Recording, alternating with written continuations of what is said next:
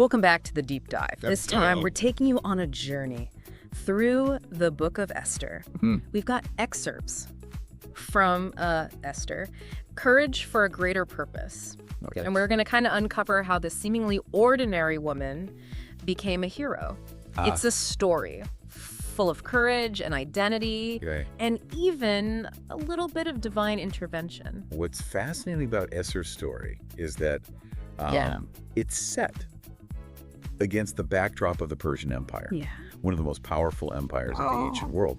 This adds like a whole layer of complexity, Right. especially considering the challenges a Jewish woman would face Yeah. in that society. It's almost hard to imagine the Yeah. opulence and grandeur of the Persian Empire, Yeah. ruled by King Xerxes. Right. But picture this, okay? Palaces glittering with gold, Oh, wow. bustling marketplaces, Mhm. and a king whose word was absolute law. Yeah. That's the world Esther finds herself in. And within this world, Right. we meet Esther, Yeah. originally Hadassah, Okay. a Jewish orphan, Yeah. being raised by her cousin Mordecai. Oh, okay. Her journey from a humble background Yeah. to becoming queen Yeah. is remarkable in itself. Yeah. But what's even more intriguing Okay. is that she kept her Jewish identity a secret, as Mordecai advised. That makes you wonder, what was life like for a Jewish woman Yeah. in the Persian Empire? Why was it so important Mm. to keep her identity hidden? Well, remember, this was a time when Yeah. anti-Semitism was prevalent. Oh, right. Revealing her Jewish heritage Yeah. could have jeopardized her position Wow. and even her life. Oh, wow. This act of concealment speaks volumes Yeah. about the precarious situation Right, of yeah. the Jewish people in that era. So Esther's living a double life. Yeah. On the surface, she's the queen, Right. but underneath, Yeah. she's carrying the weight of her people's history and faith. Mm. And then enters Haman, a Right. powerful official in Xerxes' court, Yeah. who demands everyone bow before him. Yeah. Except Mordecai refuses. Why would he risk such a thing? Mordecai's refusal to bow to Haman Yeah. wasn't just an act of defiance. It was a deeply rooted Okay. statement of faith. Mm-hmm. Jewish law forbids bowing down Yeah. to anyone other than God. Right. And it's likely Mordecai saw Haman's demand Yeah. as a form of idolatry. Oh, okay. His conscience wouldn't allow him to compromise his faith, Wow. even if it meant risking his life. That takes an incredible amount of courage to stand up for your beliefs, Yeah. especially when the consequences could be so dire. Yeah. And unfortunately for Mordecai, Yeah. Haman wasn't one to let things slide. His wounded pride fueled a desire for revenge Mm-hmm. that extended beyond Mordecai. Oh, He wow. manipulated King Xerxes Yeah. into issuing a horrific decree, Wow. the extermination of all Jews in the empire. Oh, my goodness. Imagine the fear that must grip the Jewish community Right. when they heard this news. Wow. Their very existence was at stake. It's hard to fathom such a terrifying situation. Right. It's in this moment of crisis Yeah. that Mordecai reaches out to Esther, urging her to use her position as queen Right. to save her people. Yeah. He challenges her with those unforgettable words. Who knows but that you have come to your royal position Wow. for such a time as this? What a powerful statement. What do you think was going through Esther's mind at that moment? Those words weren't just a call to action. Wow. They were a recognition of Esther's unique position and the immense responsibility Yeah. that came with it. Right. Imagine the internal conflict she must felt. Yeah, On the one hand, approaching the king uninvited right. was a capital offense, Whoa. potentially costing her life. Oh my. But on the other hand, remaining silent Right. meant certain doom for her people. It was a choice between self-preservation Wow. and the fate of an entire community. So what did she do? How does she navigate this impossible situation? Yeah. Did she just rush into the king's chambers? Before taking any drastic action, Okay. Esther demonstrated incredible wisdom and faith. Okay. She asked Mordecai to gather all the Jews in Susa Yeah. and join her in a 3-day fast. This wasn't just a desperate plea for help. Sure. It was a strategic and Yeah. spiritual act. Right. By fasting, they were acknowledging their dependence on a higher power, Yeah. seeking divine guidance and strength Right. before taking such a risky step. This echoes a recurring theme in the Bible, Right. where individuals facing monumental challenges often turn to prayer and fasting Okay. as a means of seeking divine intervention. Wow. It's a testament to the power of faith and humility Yeah. in the face of adversity. So after 3 days of fasting, Esther decided to approach the king. Wow. Knowing the potential consequences, Right. she was ready to face her fate. Wow. It must have been a heart-stopping moment as she approached the throne room. Indeed. And what's remarkable is that the king, Yeah. against all expectations, welcomed her with open arms. Oh, wow. But instead of immediately revealing her true purpose and the impending danger, she cleverly invited the king and Haman to a banquet. That seems like a risky move. Why not just tell him everything right then and there? Esther understood the importance of strategy. Yeah. Directly confronting the king and accusing his trusted advisor Right. could have easily backfired. Right. She needed to carefully navigate the power dynamics of the court, Right. and this banquet was her way of doing just that. So the banquet was set. Right. The king and Haman were in attendance, Yeah. completely unaware of the weight of the situation. Yeah. While Esther was holding the fate of her people in her hands. What happens next at this banquet? Right. Does she reveal her identity? Yeah. Does she expose Haman's plot? We left off with Esther extending this invitation to the king and Haman, this banquet that seems like a risky play in a high-stakes game. Yeah. I'm dying to know, what happens at this banquet? This first banquet is all about patience Right. and observation for Esther. Okay. She doesn't immediately reveal her hand. She allows Haman to bask in his position of power, Right. to believe that everything is going according to his plan. Yeah. He's completely oblivious to the storm brewing beneath the surface. It's almost as if she's allowing his pride and arrogance to inflate, Right. setting him up for a much harder fall. Exactly. Yeah. And this contrast between Esther's quiet strengths Yeah.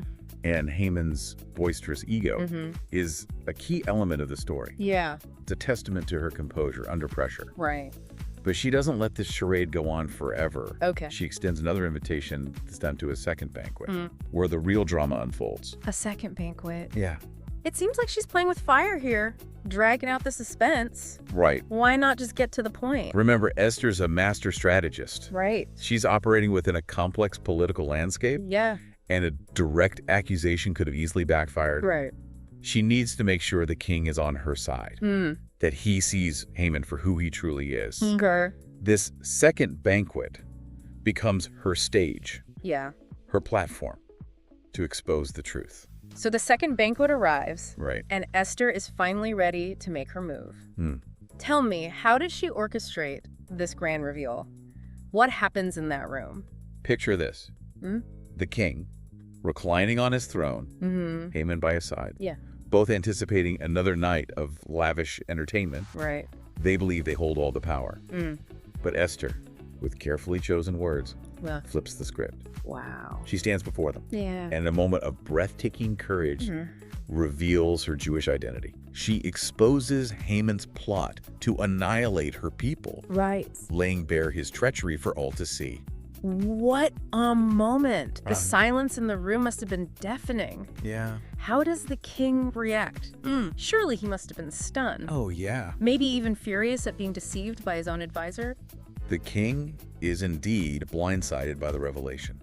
Wow. Imagine the weight of that moment. Right. His beloved queen living in fear, Yeah. hiding a crucial part of herself, and his trusted advisor, Right. the architect of a genocidal plan. Oh my His goodness. fury, his sense of betrayal is entirely understandable. And Haman, Yeah. what becomes of him?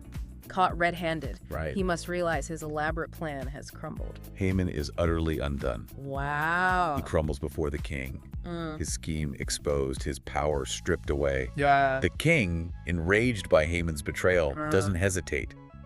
He orders Haman's immediate execution, a fitting end for a man consumed by his own pride and hatred. It's a powerful moment of justice served. Right. But what about the decree, the order to exterminate the Jews? Yeah. Can the king simply undo it? According to Persian law, a royal decree was considered unalterable, Wow. even by the king himself. But Xerxes, determined to right this wrong, Yeah. issues a new decree, Okay. one that grants the Jewish people the right to defend themselves Okay. against their attackers. Right. He essentially empowers them to fight back, to protect themselves from the threat Haman had unleashed. So the Jewish people, Yeah. armed with this new decree, Right. prepare to face their enemies. It's a remarkable turn of events. Yeah. From being on the brink of annihilation to Okay. being given the means to fight for their survival. This isn't just about survival. Right. It's about resilience, about a community uniting against a common enemy. Right. The book of Esther describes how the Jewish people, with courage and determination, defended themselves against those who sought to harm them. They turned the tables on their attackers and emerged victorious, marking a remarkable triumph over adversity. It's a testament to their strength and spirit, Yeah. but it also raises the question, Right. was this just a victory won by human hands, or was there a bigger force at play? That's a fascinating point. Yeah. While the book of Esther doesn't explicitly mention God's name, there's a sense of divine orchestration throughout the story. Right. The timing of events, Yeah. the unlikely rise of Esther to queen, Right. Mordecai's discovery of the plot, Esther's courage, and the ultimate deliverance of the Jewish people. Right. It all points to a greater power working behind the scenes. This victory isn't just a historical footnote. Right. It leads to the establishment of Purim, a festival celebrated by Jewish people to this day. Yeah. Can you tell us more about that? Purim isn't just a celebration of survival. It's the joyous affirmation of faith. Right. It's a time for feasting, Yeah. for exchanging gifts, for reading the book of Esther aloud, Right. and for remembering the courage of a young woman who risked everything to save her people. Wow. Purim embodies the spirit of turning sorrow into joy, Yeah. of celebrating deliverance from imminent danger.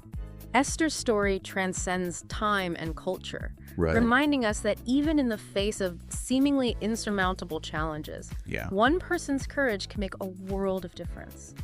Her legacy extends far beyond the establishment of Purim. Absolutely. With Haman gone, Yes. Xerxes elevates Mordecai to a position of high authority, a significant shift in power dynamics. Right. This gives the Jewish community a sense of security and influence within the Persian Empire, Yeah. a stark contrast to their previous vulnerable state. Right. What was once a threat becomes an opportunity for advancement and recognition.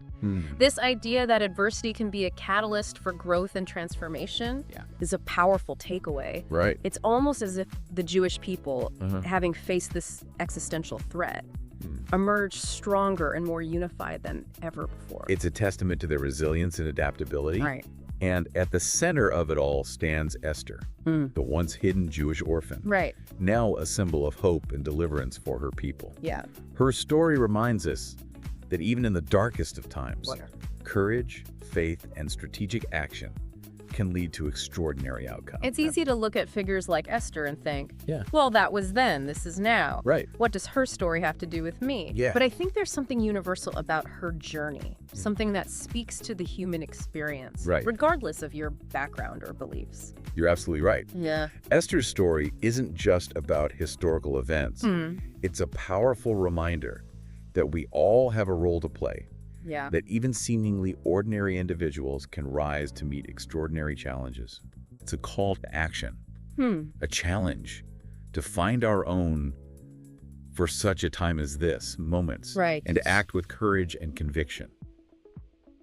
So as we wrap up this part of our deep dive, Yeah. I'm curious what resonates most with you about Esther's story. Yeah. What stands out as particularly relevant in today's world?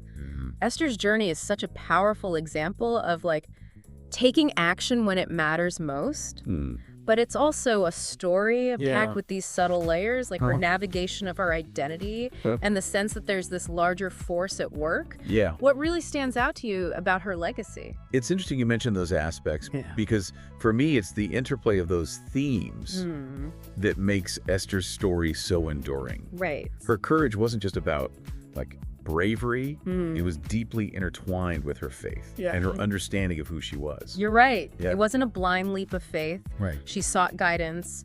She strategized. Yeah. And she acted with a deep sense of responsibility. Right. Not only for herself, but for her entire community. That's a powerful model of leadership. Exactly. Yeah.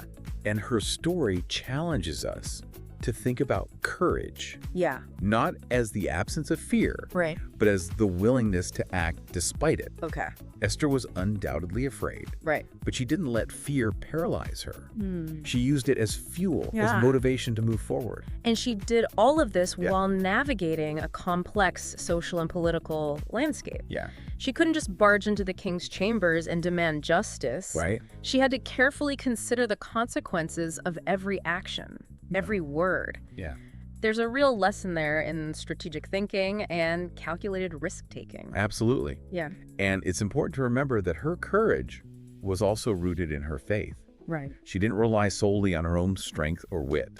She turned to prayer and fasting, recognizing a power greater than herself at work in the situation. Right.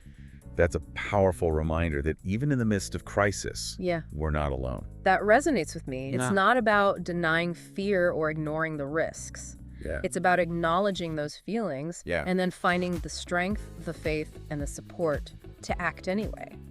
And speaking of support, Yeah. let's not forget the role of the Jewish community in Esther's story. Right. They united in prayer and fasting, demonstrating the power of collective action and shared faith. There's a beautiful sense of unity in that. Yeah. A reminder that we're stronger together, Right. especially when facing adversity. And that unity extends beyond the immediate crisis, the establishment of Purim. Right. This joyous celebration of deliverance Yeah. solidifies that sense of community and shared history. Right. It's a powerful testament to the enduring legacy of Esther's actions. I love that Purim isn't just a somber remembrance of a near tragedy. Right. It's a celebration of resilience, of Yeah. turning sorrow into joy. It's a reminder that even in the darkest of times, Right. there's always hope. And that's what makes Esther's story so relevant, even thousands of years later. Yeah. It reminds us that we all have, for such a time as this, moments, Right. opportunities to make a difference, Yeah. to stand up for what's right, to act with courage and conviction. Those moments might not involve royal courts or life or death decrees, Right. but they're there nonetheless. Yeah. They're those times when we're called to step outside our comfort zones, to use our voices, our talents, and our Sure. resources to make the world a little bit better. It's about recognizing that our actions, no matter how small they may seem, can have a ripple effect. Right. Just like Esther's courage saved her people and inspired a celebration that continues to this day, our actions have the potential to create lasting change. So as we emerge from this deep dive into the Book of Esther, I'm left with a renewed sense of possibility. What seemingly impossible situations are you facing? Where is courage calling you to act? How can you, like Esther, embrace your identity and your purpose to make a difference in the world? Right. Remember, you too might be living in it for such a time as this moment. Until next time, keep diving deep when that's